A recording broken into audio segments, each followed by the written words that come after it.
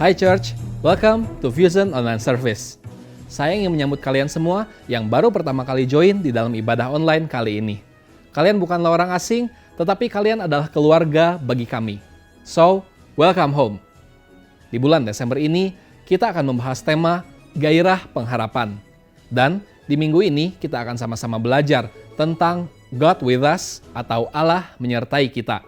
Saya percaya kita semua akan diberkati melalui ibadah online kali ini. Oleh karena itu, saya ingin mengajak kalian semua, yuk kita bisa share link online church ini kepada teman, saudara, dan kerabat kalian yang memerlukan. Dalam ibadah online kali ini, kita akan sama-sama mengikuti perjamuan kudus. Oleh karena itu, silahkan Anda terlebih dahulu menyiapkan roti dan anggur perjamuan kudus, baik yang telah Anda terima dari gereja atau yang telah Anda siapkan sendiri. Ibadah Natal gereja kita akan diadakan pada tanggal 25 Desember 2020 secara online. Untuk informasi lebih lanjut mengenai ibadah online Natal, kalian dapat mengeceknya melalui website atau aplikasi gereja kita. Telah tersedia buku ibadah harian jilid pertama untuk periode bulan Januari sampai Maret yang akan menolong kita untuk membangun relasi yang akrab dengan Tuhan. Dapatkan buku ibadah harian dengan menghubungi nomor WA di 0811 588 580. Penyerahan diri kepada Tuhan melalui doa adalah kunci untuk mengalami hidup yang berkemenangan di masa yang tidak mudah ini. Oleh karena itu, jangan lewatkan live streaming ibadah doa pagi yang akan diadakan setiap hari Sabtu pukul 5.30 melalui YouTube channel Doa Fajar Pengharapan. Pastikan kalian stay tune ya. Oke, saya yakin kita semua sudah tidak sabar untuk memuji Tuhan dan mendengarkan firman Tuhan. So, let's prepare our heart to praise Him, be excited, and enjoy the service.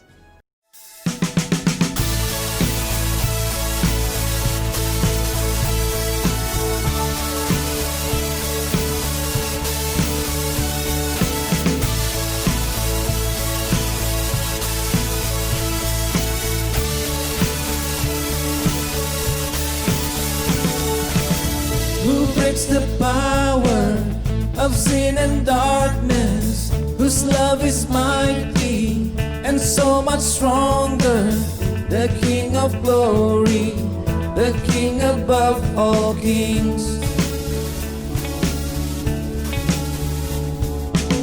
Who shakes the whole earth with holy thunder and leaves us breathless in awe and wonder, the King of glory, the King above all kings.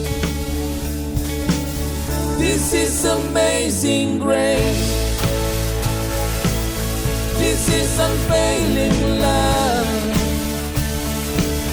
That you will take my place. That you would bear my cross. You lay down your life, that I would be set free. Oh, Jesus, I sing for all that you've done for me.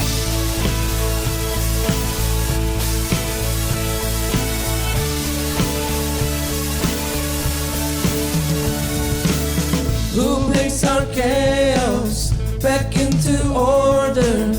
Who makes the orphan a son and daughter? The King of glory, the King of glory, who rules the nations with truth and justice, shines like the sun in all of its brilliance. The King of glory, the King above all kings. This is amazing grace. This is unfailing love. That you would take my place. That you would bear my cross. You lay down your life, that I would be set free. Oh, Jesus, I sing for all that you've done for me. Worthy is the Lamb who was slain. Worthy is the King who conquered the grave. Worthy is the Lamb who was slain. Worthy is the King who conquered the grave.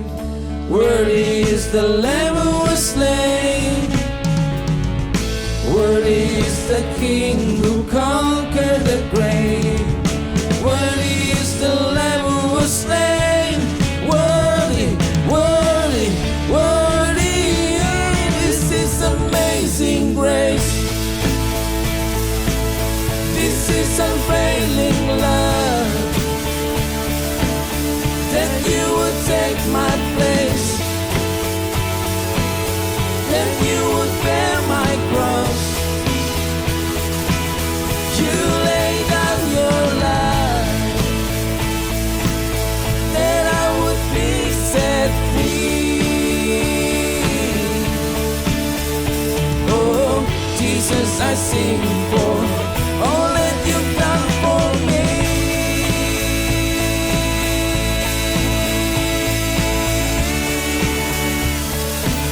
All that you've done for me.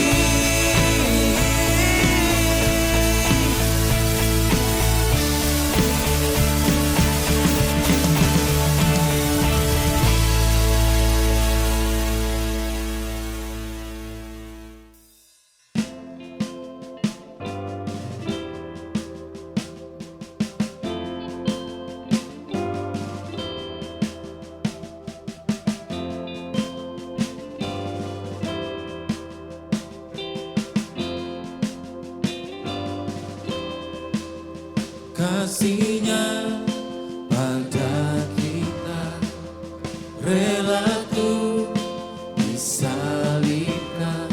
Kau patahkan segala dosa, bangkit dan berkemenangan.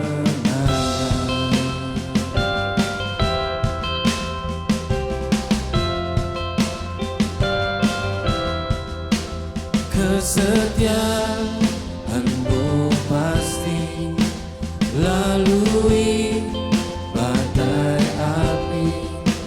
Firman-Mu yang bebaskan. Yesus Kristuslah Tuhan.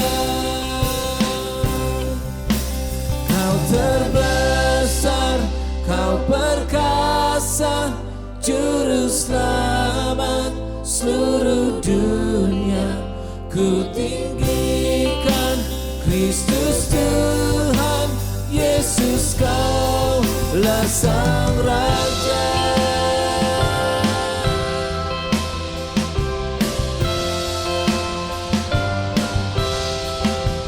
Tiada awal dan akhir, bentengan pengharapan. Kau selamatkan yang terhilang di salib-Mu. Kau pulihkan. Kau terbesar, Kau perkasa, Juru Selamat seluruh dunia. Ku tinggikan Kristus Tuhan. Yesus, Kaulah Sang Raja.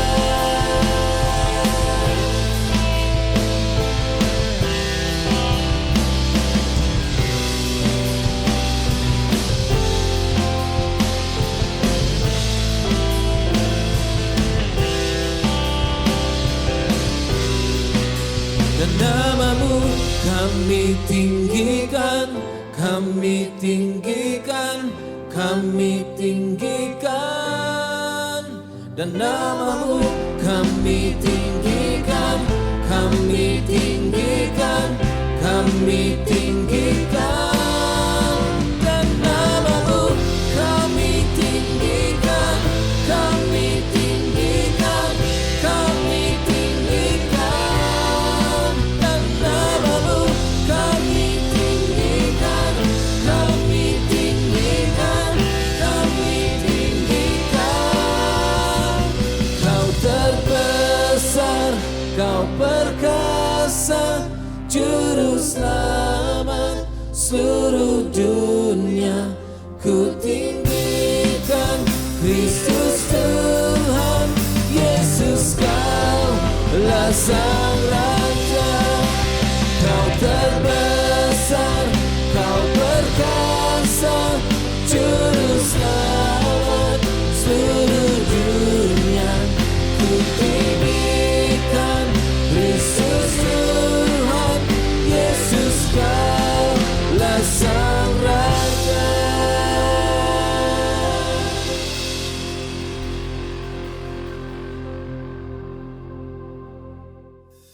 Oh, come let us adore Him. Oh, come let us adore Him. Oh, come let us adore Him, Christ the Lord. Oh, come let us adore Him. Oh, come let us adore Him. Oh, come let us adore Him, Christ the Lord. Oh, come let us adore Him. Oh, come let us adore Him. Oh, come let us adore Him, Christ the Lord. Oh, come let us adore Him. Oh, come let us adore Him. Oh, come let us adore Him, Christ the Lord. Oh, come let us adore Him, Christ the Lord.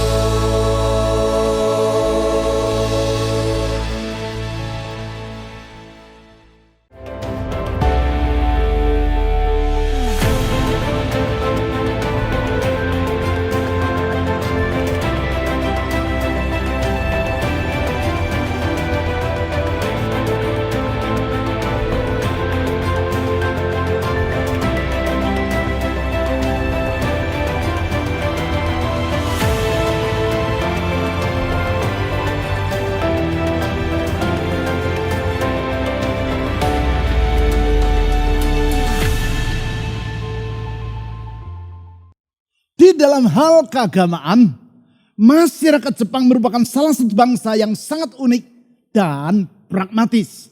Walaupun jumlah orang Kristen di sana kurang dari 1% dari seluruh penduduk negeri tersebut, namun sekitar 70% orang di Jepang menikah di gereja. Ini merupakan angka statistik yang sangat menarik.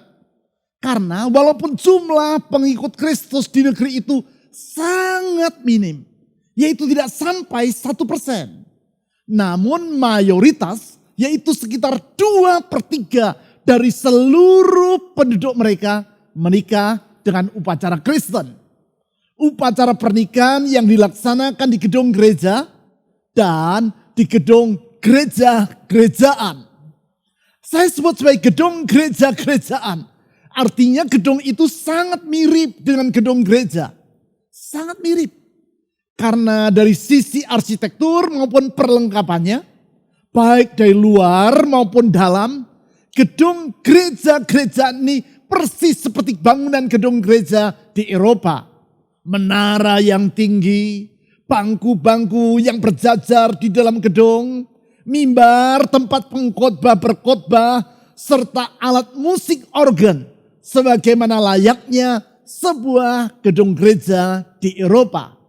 Hanya saja bangunan itu tidak pernah digunakan sebagai tempat beribadah sebagaimana layaknya sebuah gedung gereja. Namun hanya digunakan semata-mata untuk upacara pernikahan saja. Titik, tidak lebih dari itu. Saya pernah tinggal untuk beberapa lama di Jepang, yaitu ketika saya masih bekerja di dunia industri. Saya mengikuti pelatihan untuk mendesain pabrik gelas di dekat kota Osaka. Bukan gelas untuk minum, namun gelas untuk peralatan elektronik. Di masa itu, saya lihat di dinding gerbong-gerbong kereta api bawah tanah atau subway, terpampang iklan pernikahan di gereja-gerejaan seperti tadi. Saya bertanya kepada teman saya, staf dari pabrik NEC tempat saya mengikuti pelatihan. Apakah yang menjadi alasan sehingga banyak orang Jepang, walaupun mereka bukan pemeluk agama Kristen, namun ingin menikah di gereja? Teman saya menjelaskan alasannya, yaitu karena kalau pernikahan dilaksanakan ala Kristen, maka foto pernikahan mereka akan nampak keren. Dengan pakaian pengantin ala barat, apalagi kalau yang memimpin upacara pernikahan tersebut adalah orang bule. Tidak peduli apakah orang bule itu sungguh-sungguh seorang rohaniwan atau sekadar orang Amerika yang bekerja di Jepang sebagai guru bahasa Inggris. Tidak penting. Asal mengenakan toga seorang pendeta, jadilah alasan yang sangat-sangat pragmatis. Hanya supaya nampak keren. Oleh karena itu jangan berharap bahwa sesudah dinikahkan kemudian si pengantin akan menganut agama Kristen atau datang beribadah di gereja. Tidak. Mereka tidak pernah menginjakkan kaki lagi di gedung gereja ataupun mengikuti ibadah Kristen. Mereka sama sekali tidak peduli ataupun percaya kepada iman Kristiani. Bagi mereka yang penting adalah menikah dengan upacara Kristen supaya nampak keren. Artinya gedung gereja-gerejaan tadi didirikan semata-mata untuk tujuan komersial belaka. Hal yang sama dengan hari Natal di sana. Natal di Jepang dirayakan secara besar-besaran. Bukan hanya di gedung gereja dalam bentuk ibadah. Namun di mall, di jalan-jalan, dan di hotel-hotel. Hiasan Natal ada di mana-mana. Lagu Jingle Bell terdengar di seluruh penjuru kota-kota besar. Santa Claus atau Sinterklas menjadi tokoh yang utama. Bukan Yesus, namun Sinterklas. Karena kebanyakan orang Jepang bukan orang Kristen. Dan mereka tidak mengerti apa arti Natal yang sesungguhnya. Bagi mereka Natal artinya adalah hari berbelanja, hari berpesta, hari bersukaria. Namun tanpa Kristus ataupun berita tentang kelahiran Yesus di dalamnya. Benar-benar a Christless Christmas. Natal yang tanpa Kristus. Padahal tanpa kelahiran Yesus Kristus di dunia 2000 tahun yang lampau, maka tidak akan ada yang disebut dengan Natal. Tanpa memahami tujuan dari kehadirannya sebagai seorang manusia di dunia, yaitu dengan lahir melalui rahim Maria, maka perayaan Natal akanlah menyimpang dari makna yang sesungguhnya. Makna dari Natal yang antara lain adalah pengharapan yang baru bagi orang yang hidup tanpa pengharapan. Kehidupan yang tanpa pengharapan yang digambarkan dalam Yesaya pasal 60 seperti kehidupan di dalam kegelapan. Pengharapan yang baru yang digambarkan oleh Yesaya seperti terang yang terbit dan bercahaya di dalam kekelaman. Di dalam hemat saya, di masa sukar seperti yang sedang melanda seluruh dunia oleh karena pandemi yang terjadi pada hari-hari ini, manusia sangat memerlukan pengharapan. Kita hidup dalam kurun waktu di mana pengharapan merupakan barang yang sangat langka.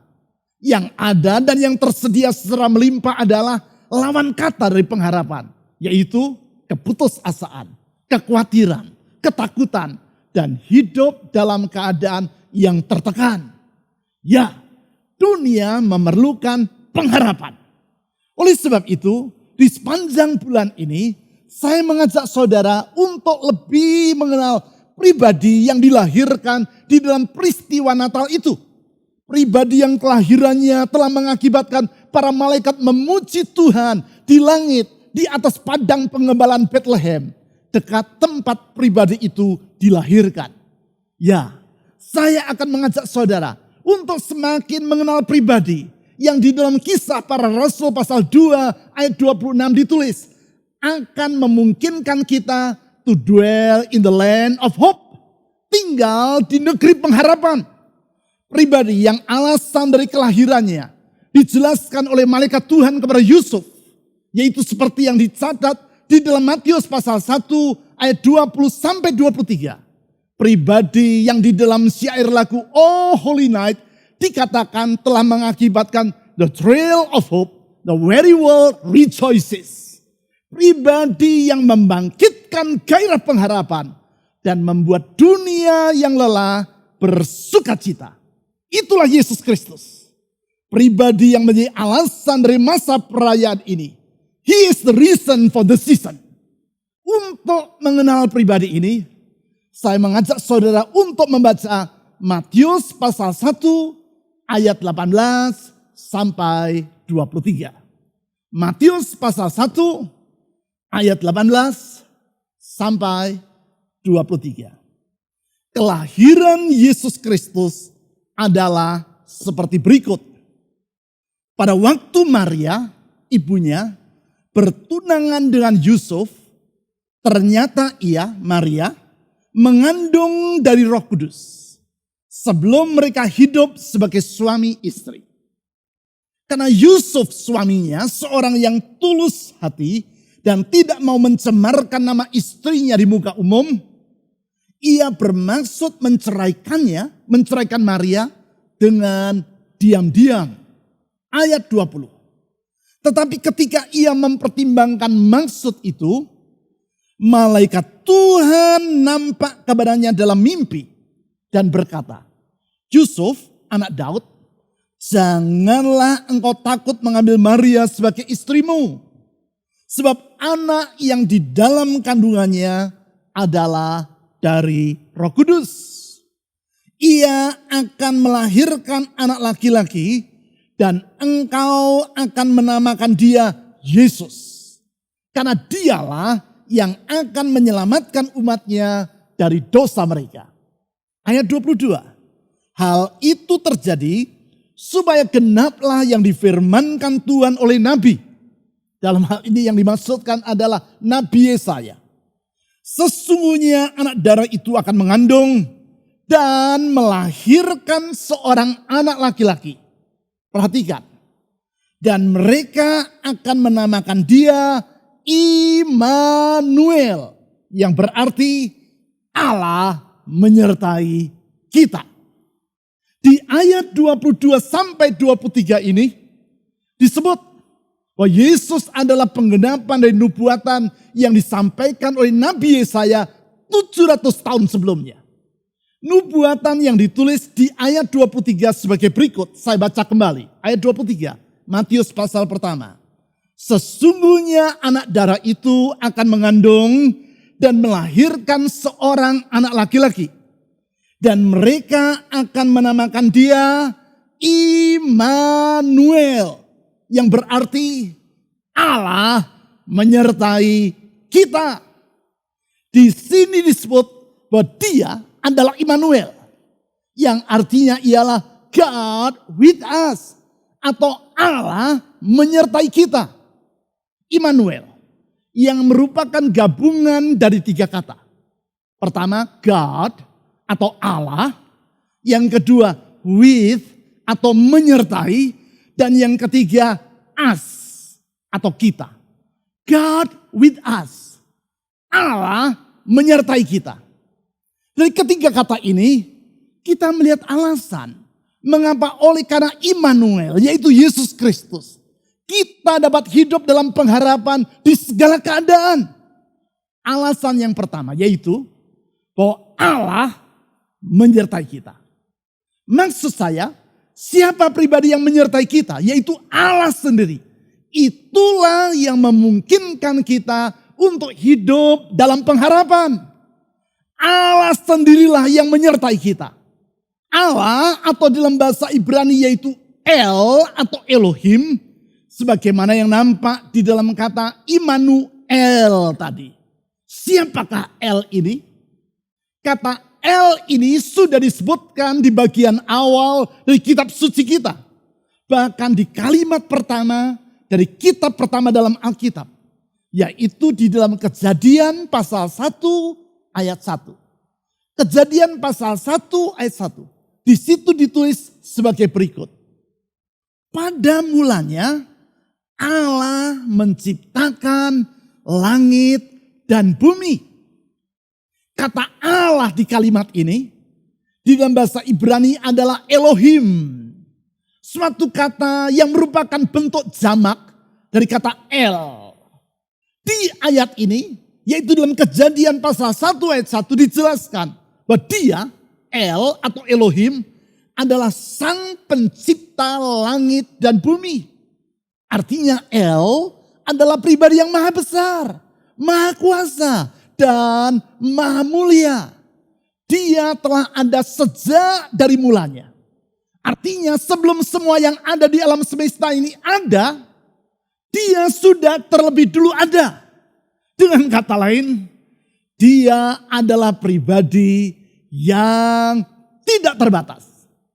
Dia tidak dapat dibatasi oleh ruang atau omnipresence, yaitu maha hadir. Pengetahuannya tidak terbatas atau omniscience atau maha tahu. Dia juga tidak dapat dibatasi oleh waktu. Artinya tidak berawal dan tidak berakhir. Eternal atau kekal. Itulah El, Elohim, Allah yang menyertai kita. Karena dia adalah pribadi yang maha besar, maka kebesarannya tak dapat kita cerna dengan akal kita. Oleh karena itu, merupakan suatu kebodohan apabila kita dengan akal kita yang terbatas berkata bahwa Tuhan adalah tidak ada. Yaitu karena kita tidak dapat memahami keberadaannya dengan akal kita. Itulah yang terjadi tak lama sesudah Yuri Gagarin, kosmonot atau antariksawan Uni Soviet, berhasil mencapai ruang angkasa dengan pesawat Vostok 1 pada tahun 1961. Keberhasilannya ini menjadikan Gagarin sebagai manusia pertama yang mencapai luar angkasa serta mengitari orbit bumi. Menyambut keberhasilan Gagarin, Perdana Menteri Uni Soviet pada masa itu, Nikita Khrushchev, dengan maksud untuk mempropagandakan ateisme, berkata dalam pidatonya, Gagarin telah terbang sampai luar angkasa. Namun ia tidak melihat Tuhan di sana. Maksudnya sampai di luar angkasa Gagarin lihat nggak ada Tuhan di sana. Mengomentari pidato Khrushchev tersebut, orang berkata, tentu saja Yuri Gagarin tidak melihat Tuhan karena ia berada di dalam pesawat luar angkasa. Kalau saja ia keluar dari pesawat tersebut, pasti ia akan langsung melihat Tuhan di sana. Yang dimaksudkan adalah kalau Yuri Gagarin melangkah keluar dari pesawat yang membawa dirinya keluar angkasa, pasti ia akan segera menemui ajalnya. Dan dengan demikian ia akan langsung melihat Tuhan. Kisah ini sejajar dengan kisah tentang seorang guru di Amerika yang tidak mempercayai keberadaan dari Allah. Di awal tahun ajaran yang baru, Pak guru tersebut mendengar bahwa di kelasnya ada anak dari seorang gembala jemaat.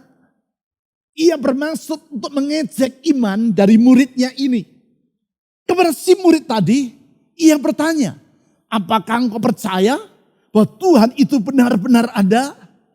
Tanpa ragu-ragu anak itu menjawab, ya Pak Guru, saya percaya bahwa Tuhan itu ada. Sang guru mengajak si murid tersebut untuk melihat keluar jendela. Lalu sambil menunjuk ke langit, Pak Guru berkata, lihatlah ke langit itu. Apakah engkau melihat Tuhan ada di sana? Sang murid pun menjawab, tidak Pak. Dengan tersenyum, Pak Guru berkata, engkau tidak melihat Tuhan ada di sana. Karena sesungguhnya Tuhan tidak ada. Para murid dalam kelas itu pun tertawa. Sementara Pak Guru berjalan menuju ke depan kelas, si anak pendeta tadi berkata kepada teman-teman sekelasnya, "Coba lihat kepala dari Pak Guru kita. Apakah kalian melihat otak di sana?" Teman-teman sekelasnya pun menjawab secara serentak, "Tidak." Sambil melangkah kembali menuju ke bangkunya, si anak tadi berkata dengan senyum yang sangat lebar, "Hal itu adalah karena sesungguhnya tidak ada otak di sana." Ya, sesungguhnya Tuhan itu ada dan Ia maha besar. Dan Tuhan yang maha besar, maha kuasa, Sang Pencipta langit dan bumi itulah yang menyertai kita. Kesadaran ini membuat kita dapat tetap berpengharapan di segala keadaan. Dia, Sang Immanuel, God with us. Allah menyertai kita. Kalau Dia beserta dengan kita, apakah yang harus kita khawatirkan akan hari esok kita? Alasan yang kedua, mengapa kita dapat hidup berpengharapan di segala keadaan, yaitu karena Allah menyertai kita. God with us. Dengan memahami apa yang Allah lakukan terhadap diri kita, yaitu menyertai kita, maka kita akan dapat hidup senantiasa di dalam pengharapan. Allah adalah pribadi yang maha besar dan yang meliputi segala sesuatu dengan dirinya sendiri. Atau di dalam bahasa Inggris disebut sebagai transcendent.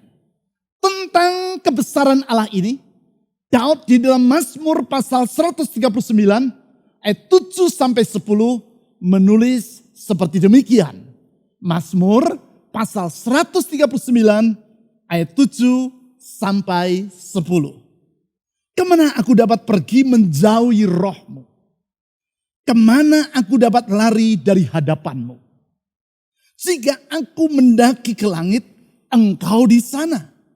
Jika aku menaruh tempat tidurku di dunia orang mati, di situ pun Engkau.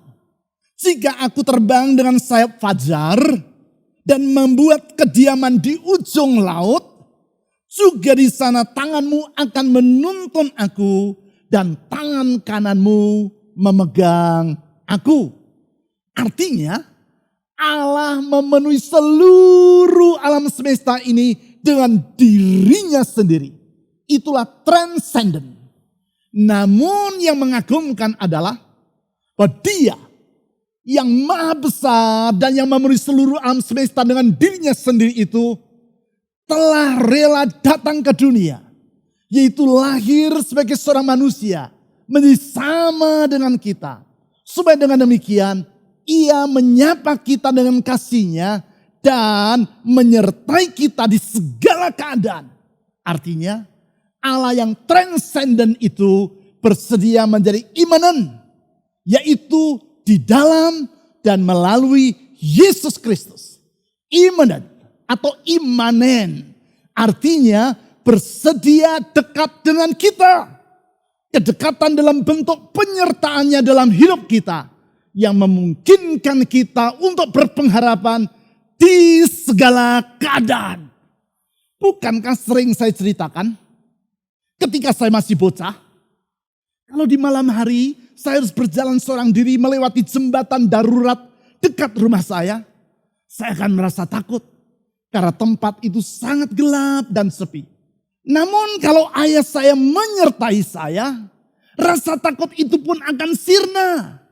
Sebaliknya dari merasa takut, saya dapat berjalan melewati jembatan itu dengan bernyanyi riang. Kegelapan malam dan rumpun bambu di dekat jembatan darurat itu tidak lagi membuat saya merasa cemas. Karena saya merasakan tangan ayah saya yang kuat menggandeng dan menggenggam tangan saya. Ayah saya sendiri yang menyertai saya. Demikianlah kalau kita mengenal siapa yang menyertai kita di sepanjang perjalanan dalam menyusuri kehidupan di dunia ini. Yaitu Sang Immanuel, Yesus Kristus, Allah Sang Penguasa alam semesta, Sang Pencipta langit dan bumi yang kuasanya dan hikmatnya tidak terbatas. Keyakinan kita akan penyertaannya ini akan memampukan kita untuk melewati setiap musim kehidupan tanpa berputus asa. Karena Yesus Kristus Allah yang transcendent dan sekaligus immanent, transcendent dan imanen. Itulah yang menyertai hidup kita. Coba bandingkan antara pesawat yang sedang terbang melintas di angkasa dengan pesawat yang sama yang telah mendarat di bandara. Ketika pesawat tersebut sedang terbang jauh di angkasa sana, ukurannya akan nampak sangat kecil. Tetapi kalau ia sudah mendarat di landasan, akan nampak sangat besar. Pesawat yang sama, kalau ia jauh dari kita, ukurannya akan nampak kecil. Kalau ia berada dekat dengan kita, ukurannya akan nampak sangat besar. Demikian juga kalau kita berada dekat dengan Tuhan, maka barulah kita akan menyadari betapa besarnya Tuhan itu. Kesadaran yang mengakibatkan kita tetap dapat hidup berpengharapan di segala keadaan.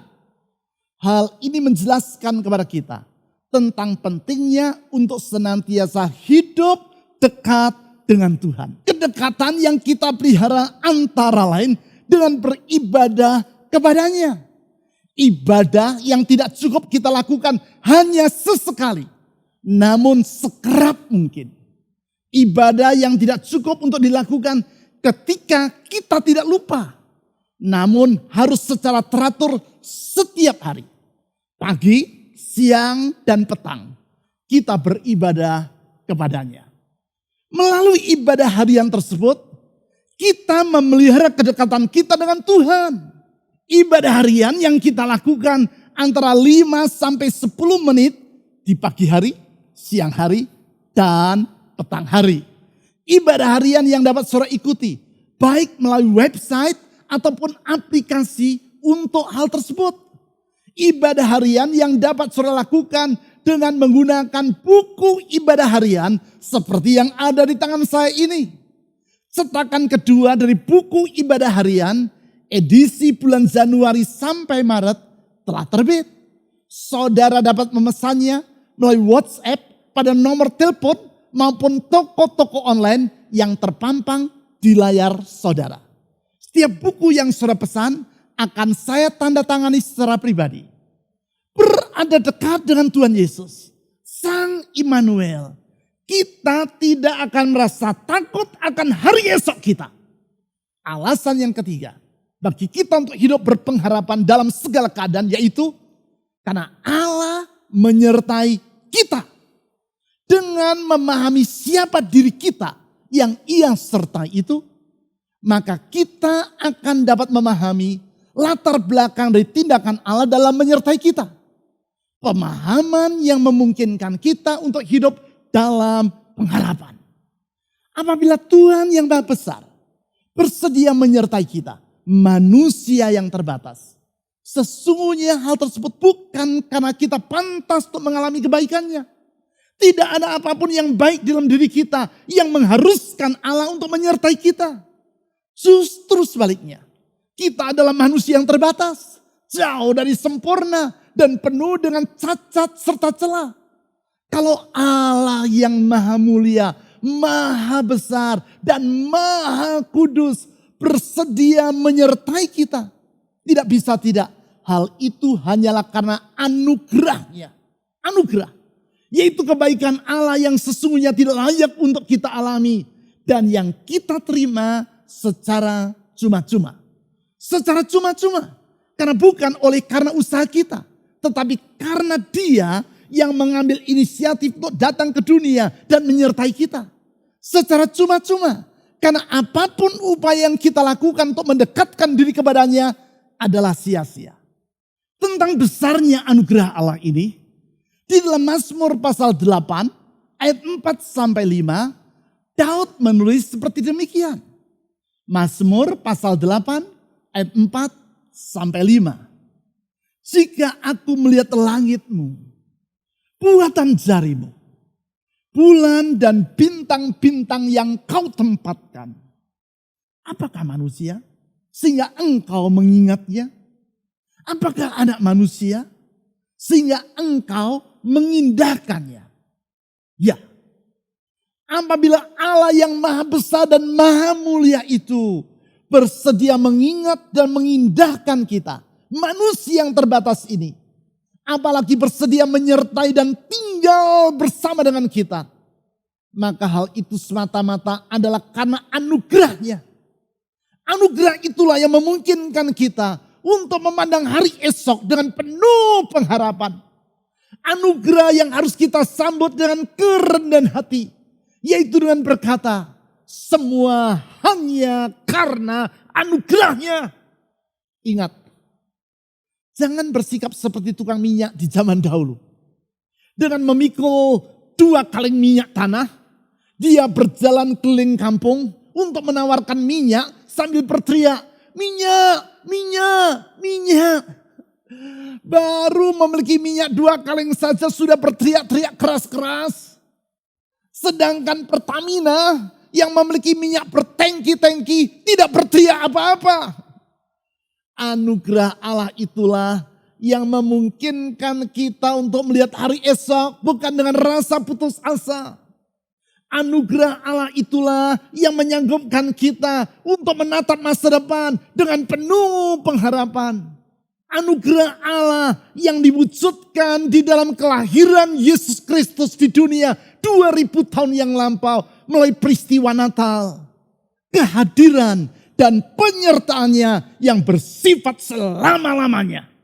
Karena di dalam kesetiaannya, ia tidak akan pernah meninggalkan kita. Sehingga di segala keadaan, kita dapat berkata, Immanuel, God with us. Tuhan menyertai kita. Pada tanggal 24 Desember tahun 1968, satu hari menjelang hari Natal, melalui siaran televisi, 3 orang awak pesawat luar angkasa Apollo 8 secara bergilir membaca ayat-ayat firman Tuhan dalam kitab Kejadian. Ketiga orang astronot tersebut adalah Bill Anders, Jim Lovell, dan Frank Borman.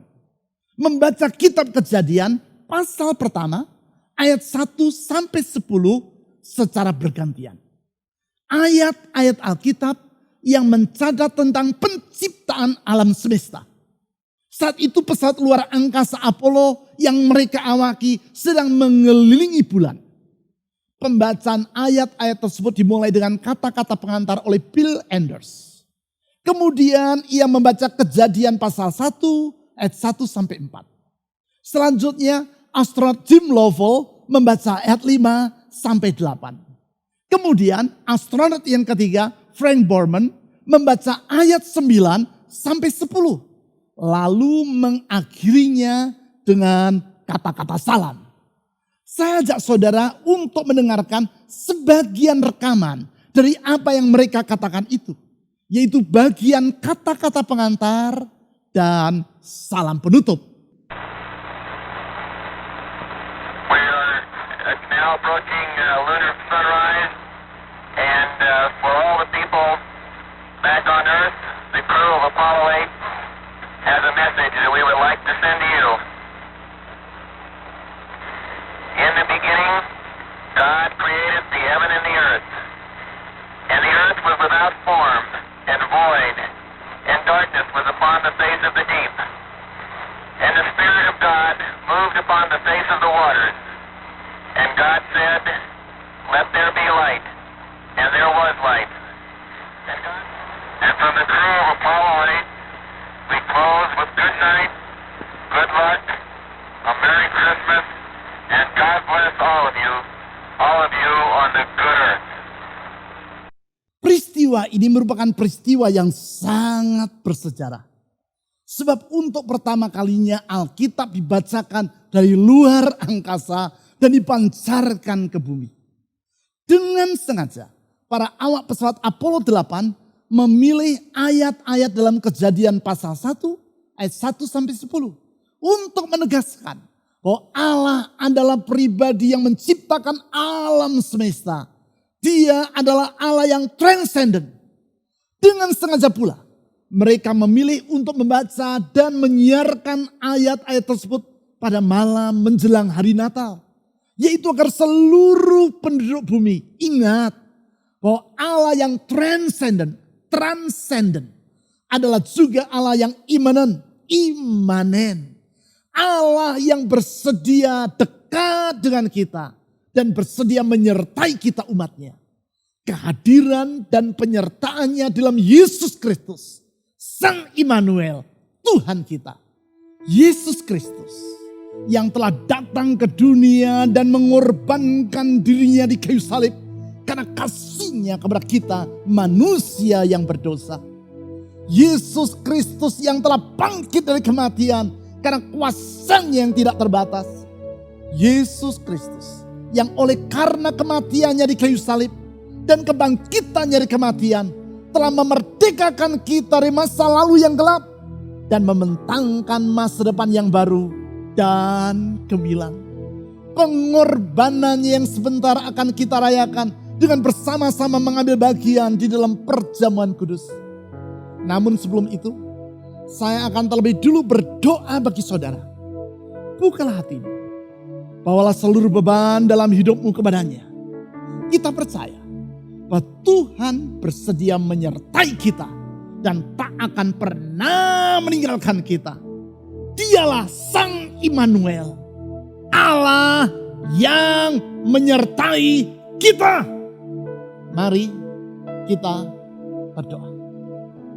Tuhan Yesus, anugerah-Mu sungguh sangat besar. Di dalam anugerah-Mu itu, Engkau yang maha besar, maha mulia, maha kudus, rela datang ke dunia, lahir sebagai seorang manusia, bersama dengan kami manusia yang hina. Supaya melalui kedatangan-Mu, Engkau menyapa kami dengan kasih-Mu. Supaya melalui kedatangan-Mu, Engkau menyertai kami dan tinggal bersama dengan kami untuk selama-lamanya. Pengorbanan-Mu sungguh mulia. Melalui kasih yang Kau tunjukkan dalam pengorbanan-Mu, Engkau menghapuskan masa lalu kami yang kelam. Melalui kebangkitan-Mu dari kematian, karena kuasa-Mu yang tak terbatas, Engkau membentangkan hari esok yang baru bagi kami. Itu sebabnya Tuhan Yesus, kami percaya di dalam Engkau ada pengharapan. Di dalam Engkau kami dapat melihat hari esok dengan pengharapan. Pengharapan yang tidak akan pernah mengecewakan. Saya berdoa saat ini Tuhan Yesus, untuk setiap mereka yang berseru memanggil nama-Mu, setiap mereka yang membuka hati dan memohon pertolongan-Mu, ulurkan tangan kuasa-Mu, ulurkan tangan kasih-Mu, menyembuhkan, memulihkan, meneguhkan, membangkitkan, dan memberikan hari depan yang baru. Tuhan Yesus, kepada-Mu kami menyerahkan hidup ini.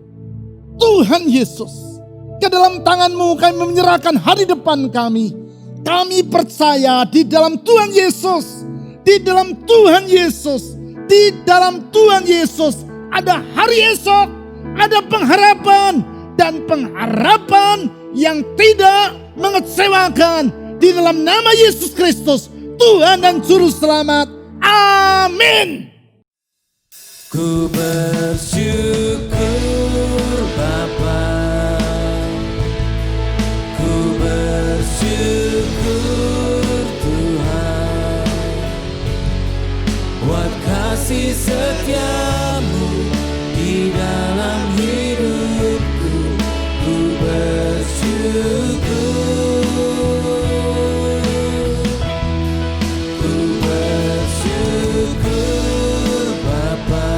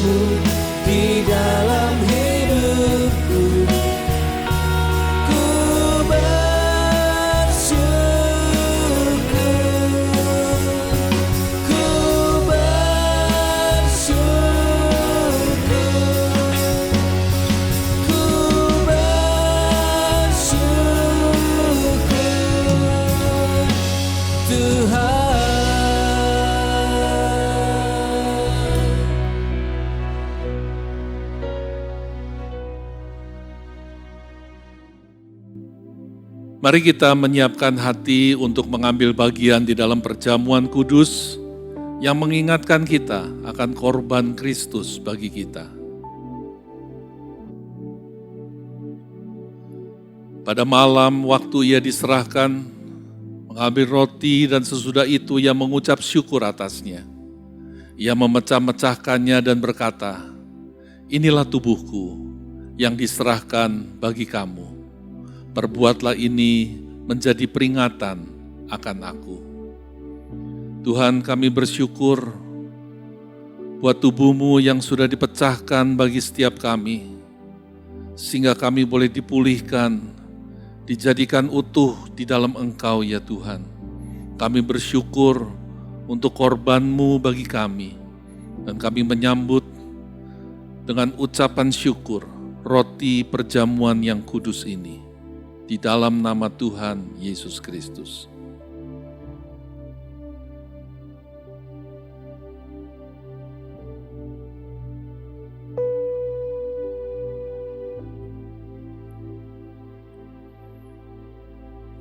Demikian juga ia mengambil cawan sesudah makan lalu berkata, "Cawan ini adalah perjanjian baru yang dimeteraikan oleh darahku. Perbuatlah ini setiap kali kamu meminumnya menjadi peringatan akan aku." Tuhan, terima kasih buat korban darah-Mu yang sudah dicurahkan bagi setiap kami. Sehingga oleh korban-Mu kami dilayakkan, kami dibenarkan, kami dikuduskan. Kami bersyukur kepada-Mu ya Tuhan, dan kami menyambut cawan perjamuan yang kudus ini dengan ucapan syukur kami di dalam nama Tuhan Yesus Kristus.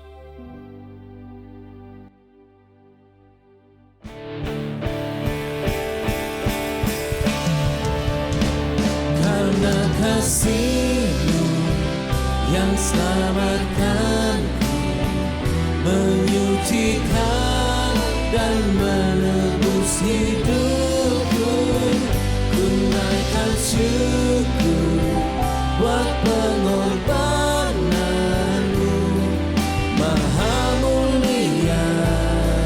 Oh, karena kasih-Mu yang selamatkanku, menyucikan dan menebus hidupku, ku naikkan syukur buat pengorbanan-Mu maha mulia, dan terindah Kau Yesus, maha mulia dan terindah Kau Yesus.